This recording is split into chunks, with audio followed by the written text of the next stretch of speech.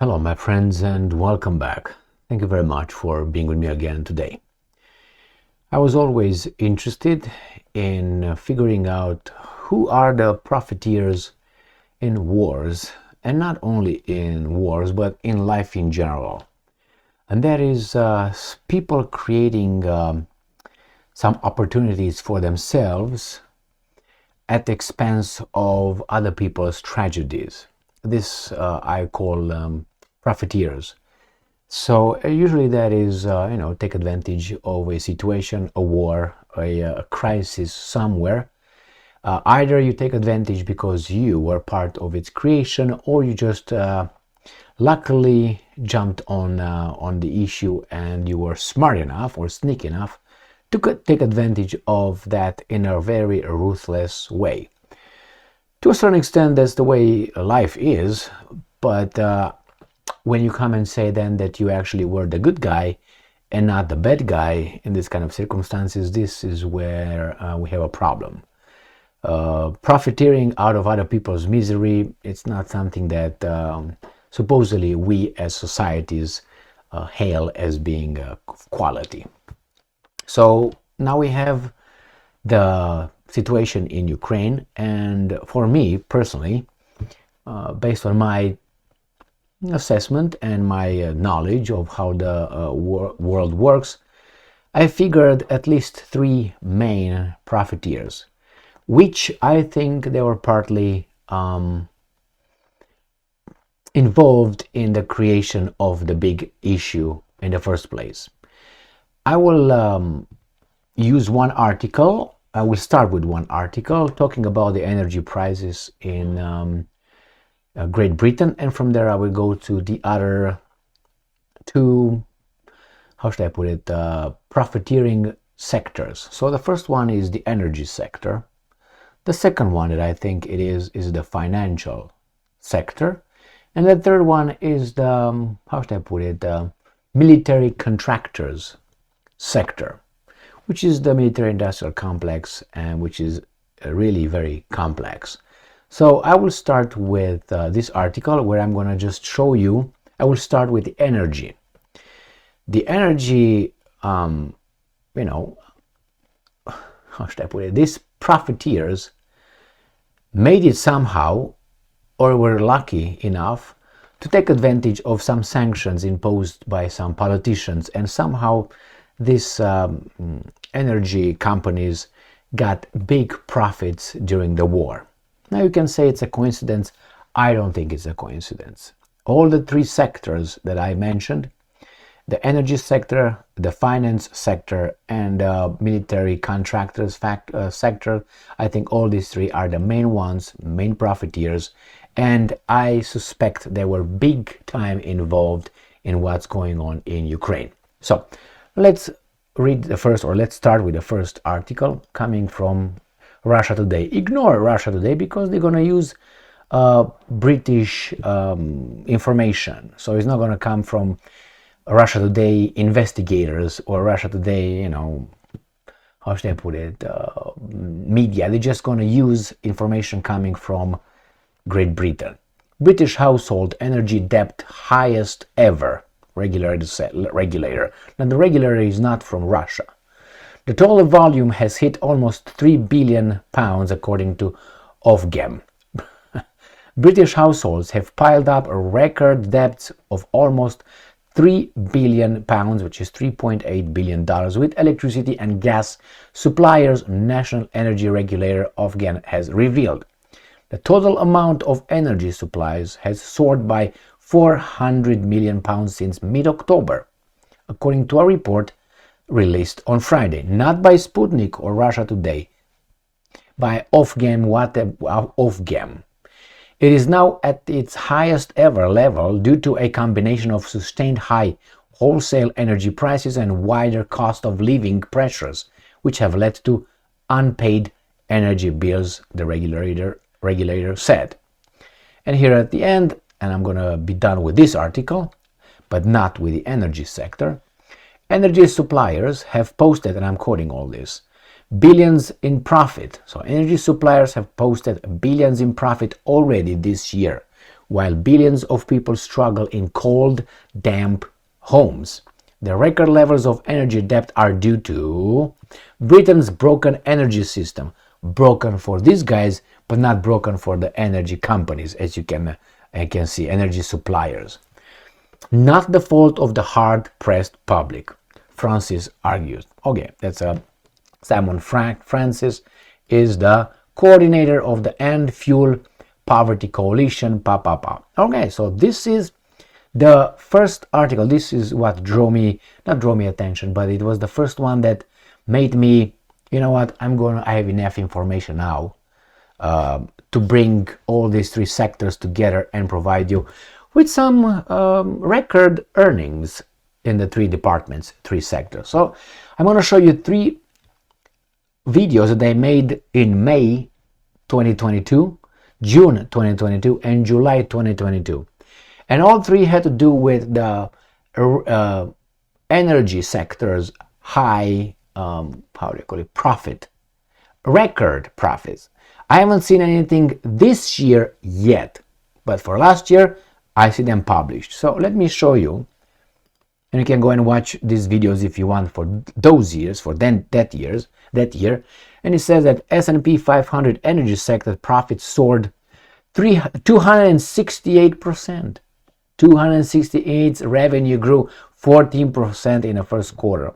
West sanctions don't work on Russia. Big jump in profits from energy exports expected. And this one in July, Shell smashes record again with $11.5 billion profits.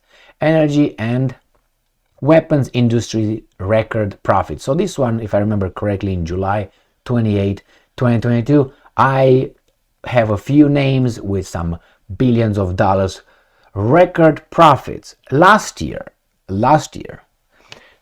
So this is the one with the energy. And let me go to the, we're going to go to the, what was this, with military industrial complex. You know that the US Congress in the United States of America has allocated the biggest budget in the history of any country on this planet, which is $886 billion in defense budget for 2024. So this is how much these guys give. Now, how much do you think it goes to the military donors, military contractors? How much do you think it goes from 886? Well, about half. So about half are contracts with the military contractors, half of them. And I'm going to show you that. So I'm going to go right here to the next one. And this is from Forbes.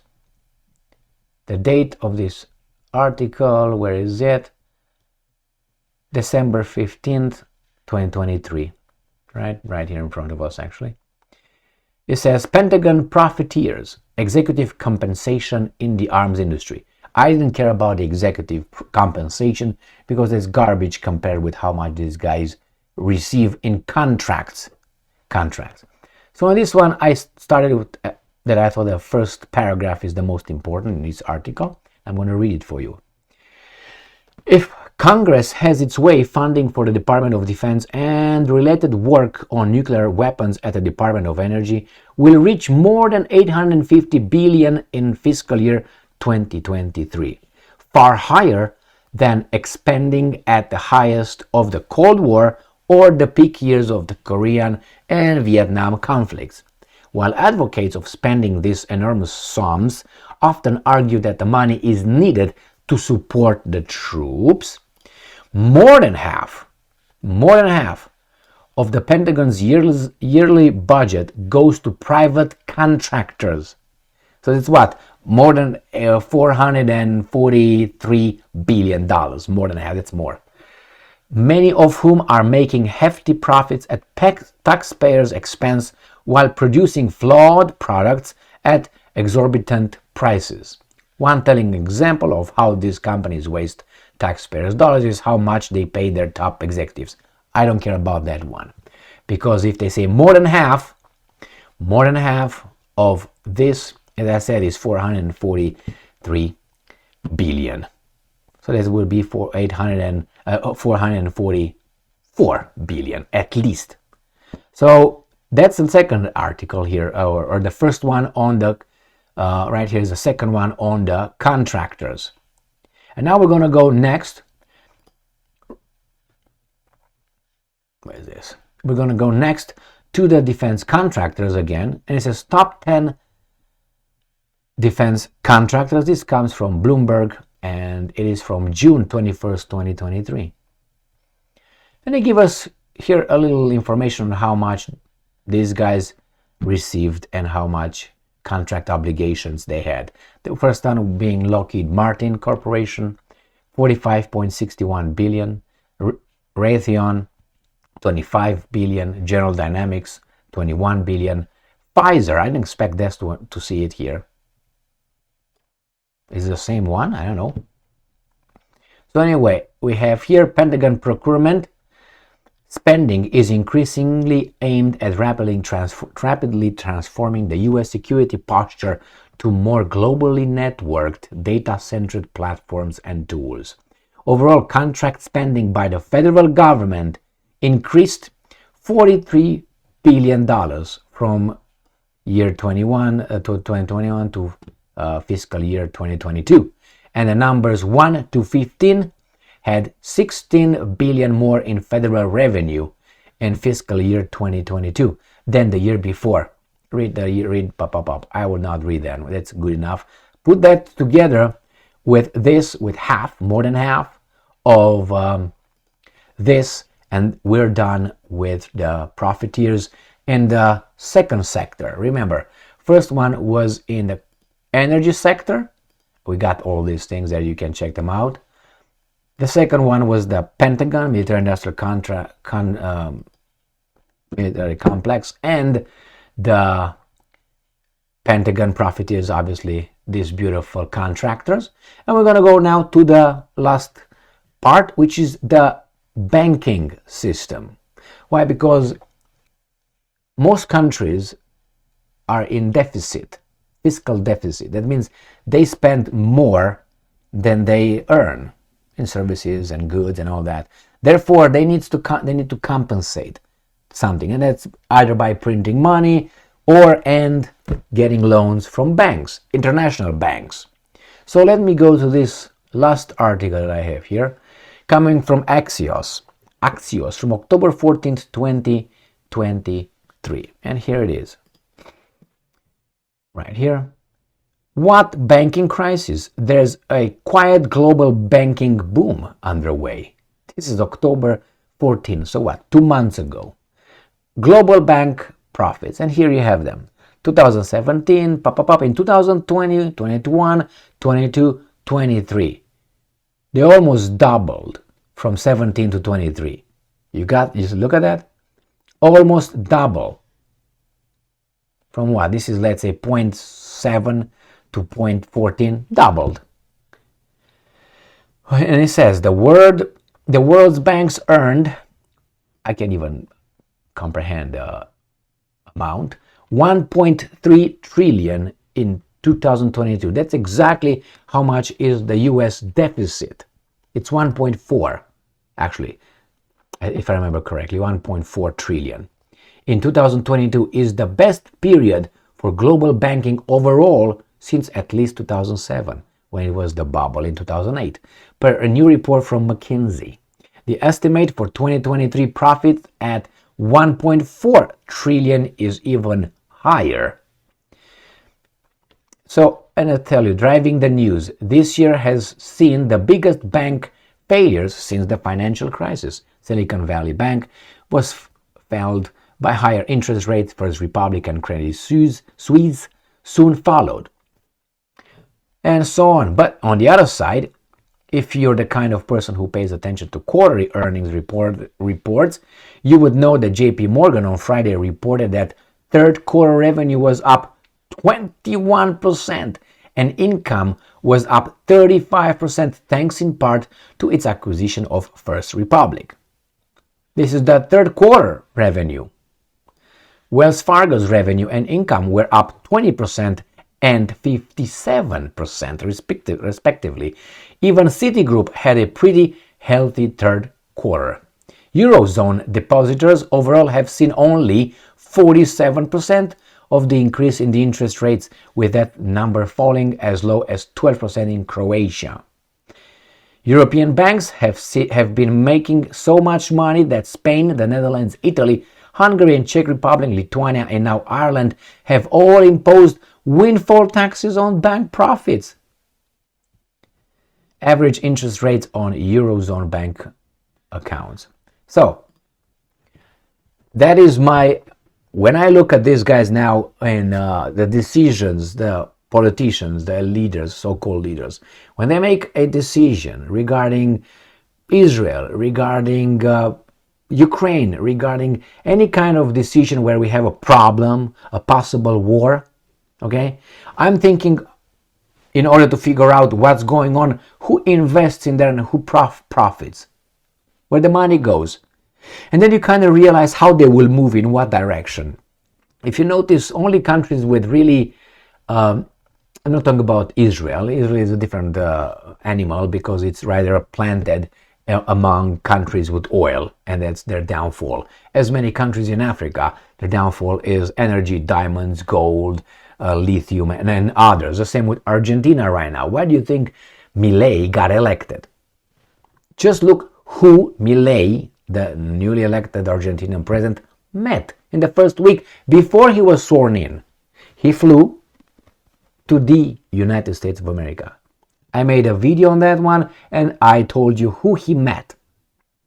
The banks, the militaries, the US, and so on. He went before he was elected. Look at Milei's, who he surrounded himself with. See who's coming to visit him. International Monetary Fund is right there in Argentina. And so on. It's easy to figure out who's who, what's what. You have to just pay attention a little bit. They will not tell you. They will tell you because they know that we are baboons. Most of them are baboons, but we were better than them, right? Yeah, okay. Just so you know. So whenever you want to see which direction, what decision will be made on a certain kind of situation, look at the money, look at the profiteers. Like right now, you can tell easily what, for instance, is going to happen with the so-called aid for Israel and Ukraine. Most likely, the Americans will vote for giving them money. I mean, who's going to stop them? Who are the donors? That's my assessment on that one. Also, if you want to find out what's going on in in Europe with Orban and the European Union, it's about money. It's about money. Money. He vetoes here. If he gives me the money, I walk out of the room. Why? Money. Banks, they owe him money. They don't want to give him the money. So, as I said, money, money, money. Follow the money. And most of the time you figure out who actually promoted, triggered, pushed for certain unprovoked attacks on countries. Thank you very much for being with me again today. Stay strong, stay smart, look for the truth, and be just.